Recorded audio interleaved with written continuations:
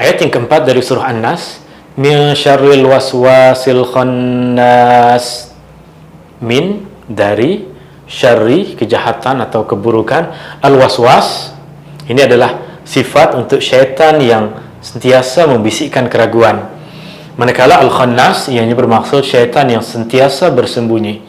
Al-waswas, syaitan yang membisikkan keraguan, dan al-khannas yang sentiasa bersembunyi. So, ini al-waswas dengan al-khannas adalah dua sifat di antara sifat-sifat syaitan yang disebutkan di dalam surah ini. Min syarril waswasil khannas, dari kejahatan, keburukan syaitan yang membisikkan keraguan yang sentiasa bersembunyi. So, maksudnya adalah aku berlindung kepada Tuhan sekalian manusia dari kejahatan atau keburukan syaitan yang membisikkan keraguan yang sentiasa bersembunyi. Pengajaran dari ayat ini, yang pertama adalah syaitan banyak membisikkan keraguan. Kadang kita dalam solat, dalam ibadah kita, dalam kehidupan kita ada bisikan-bisikan keraguan. Maka apa yang patut dalam ibadah kita adalah jangan kita layan, jangan kita ikuti bisikan-bisikan dari syaitan. Artinya ketika kita solat dan ada bisikan bahwa kita tak sempurna melakukan ini, melakukan itu, kita kurang rakaat ini, kita kurang rakaat itu, maka apa yang perlu kita pegang adalah pegang pada apa yang kita yakin dan tinggalkan semua bisikan dari syaitan. Ketika kita tengah berada dalam keadaan sujud, jika ada bisikan kita dah baca Al-Fatihah ke belum, maka tinggalkanlah bisikan tersebut, teruslah fokus kepada sujud kita. Apabila kita ragu akan bilangan rakaat kita, maka peganglah pada apa yang yakin, dan yang yakin selalunya adalah bilangan yang jumlahnya lebih sedikit, antara yang 3 dengan yang 4. Kita pegang kepada yang 3, kita tinggalkan keraguan tersebut, dan kita ganti keraguan itu dengan melaksanakan sujud sahwi di akhir salat. Ini pengajaran yang kedua. Kemudian ini pengajaran yang pertama. Pengajaran yang kedua, jangan kita ikuti ajakan atau ajaran yang menanamkan keraguan dalam diri kita akan ibadah ataupun agama kita.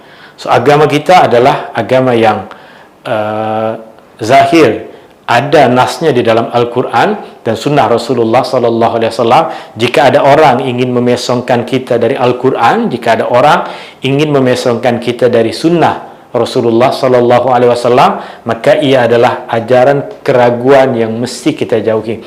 Pengajaran ketiga dari ayat ini, kita ambil dari perkataan Al-Khannas. So, ayat ini mengajarkan kepada kita bahwa syaitan dari golongan jin sentiasa bersembunyi. Maka syaitan dari golongan jin tidak akan mengganggu manusia dalam bentuk yang zahir. Dia tidak akan datang dalam rupa hantu, dalam rupa sesuatu yang menakutkan kepada manusia, kerana itu bukan sesuatu yang Allah Subhanahu wa Ta'ala sebutkan di dalam Al-Quran. Apa yang mereka ganggu adalah mereka membisikkan dan mereka sentiasa bersembunyi. Adapun syaitan dari golongan manusia, syaitan dari golongan manusia ini yang kita lebih mesti berhati-hati lebih, bahwa syaitan dari golongan manusia sering bersembunyi di sebalik penampilan. Terkadang zahirnya cantik, zahirnya baik, tetapi ajakan yang dibawa ataupun ajaran yang diajarkan adalah menjauhkan kita dari agama. Maka ini yang dinamakan Al-Khannas. Dia bersembunyi, tapi bukan bersembunyi dalam maksud kita tak boleh nampak dia, tak boleh melihat dia, tetapi di sebalik penampilan yang baik itu dia menyembunyikan mesej yang buruk untuk mengelirukan kita dan menjauhkan kita dari agama.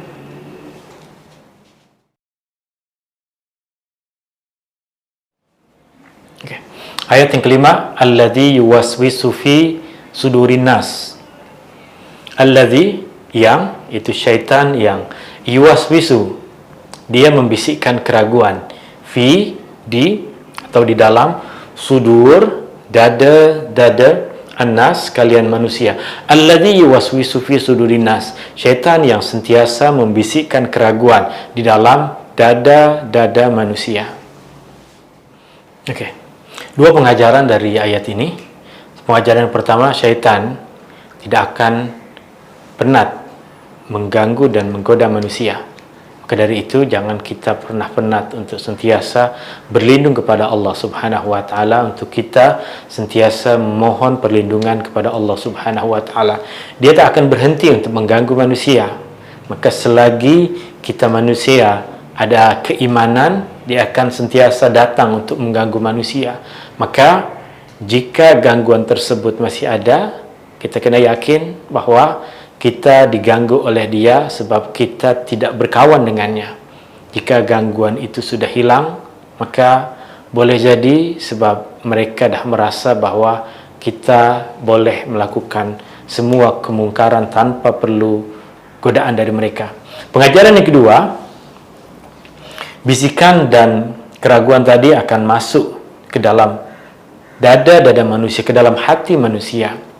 Dan jika ia sudah berada di dalam hati manusia, keras di dalam hati manusia, maka susah bagi kita untuk menghilangkannya. Maka bacalah sentiasa surah ini, mintalah sentiasa perlindungan kepada Allah Subhanahu wa taala, jauhkan keraguan yang bentuknya kejahilan dengan kita belajar. Jauhkan keraguan yang bentuknya bisikan dari syaitan dengan kita sentiasa meminta perlindungan kepada Allah Subhanahu wa taala, sebab jika dia dah masuk ke dalam hati manusia, dah keras di dalam hati manusia, maka susah sekali kita untuk menghilangkannya.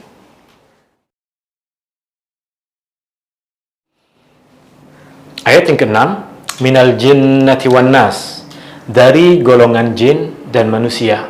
Maksudnya syaitan yang membisikkan keraguan tadi berasal dari golongan jin dan golongan manusia. Jin adalah satu golongan makhluk yang diciptakan oleh Allah Subhanahu wa taala.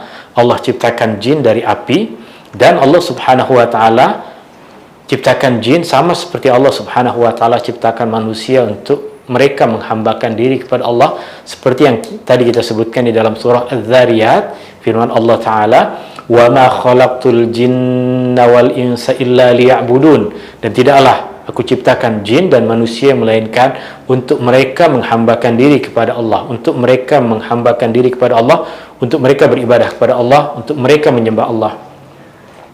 Maka golongan jin sama seperti manusia, ada yang beriman, ada yang tidak beriman, ada yang taat, ada yang derhaka.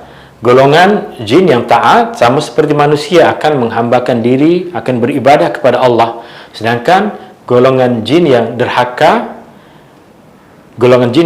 yang disifatkan oleh Allah Subhanahu wa taala sebagai syaitan, sama seperti manusia yang derhaka, yang mengajak orang lain untuk derhaka, juga disifatkan sebagai syaitan. Maka kita faham dari ayat ini ada syaitan dari golongan jin dan syaitan dari golongan manusia. Dan pengajaran dari ayat ini, yang pertama, syaitan adalah jin dan manusia yang derhaka kepada Allah dan mengajak orang lain untuk derhaka. So, sifat mereka selain diri mereka adalah makhluk ataupun orang-orang yang derhaka kepada Allah. Tak cukup sampai di situ, mereka membisikkan, mereka mengajak, mereka mengkampenkan kederhakaan ini kepada orang lain agar orang lain mengikuti kederhakaan yang mereka lakukan. Dan pengajaran yang kedua dari ayat ini, so dari ayat ini kita faham bahwa ada syaitan dari golongan jin dan ada syaitan dari golongan manusia. Dan jika kita faham ini, maka kita akan memahami banyak hadis Rasulullah sallallahu alaihi wasallam, di antaranya hadis yang Rasulullah sallallahu alaihi wasallam ceritakan tentang bulan Ramadan yang Allah Subhanahu wa taala belenggu syaitan. Maka syaitan yang Allah Subhanahu wa taala belenggu pada bulan Ramadan bukan syaitan dari golongan manusia, tapi syaitan dari golongan jin, sehingga dapat kita saksikan di bulan Ramadan masih ramai orang-orang yang bersifat seperti yang kita sebutkan di sini, derhaka kepada Allah dan mengajak orang lain untuk derhaka, sebab mereka tidak dibelenggu oleh Allah Subhanahu wa taala, mereka dibebaskan oleh Allah Subhanahu wa taala, diberikan kesempatan, tetapi mereka memilih untuk tetap derhaka dan mengajak orang lain untuk derhaka. Hadani Allah wa iyyakum ajma'in. Semoga apa yang kita sampaikan ini memberikan manfaat untuk kita semua. Subhanakallahumma bihamdika asyhadu an la ilaha illa anta astaghfiruka wa atubu ilaik. Syukran. Assalamualaikum warahmatullahi wabarakatuh.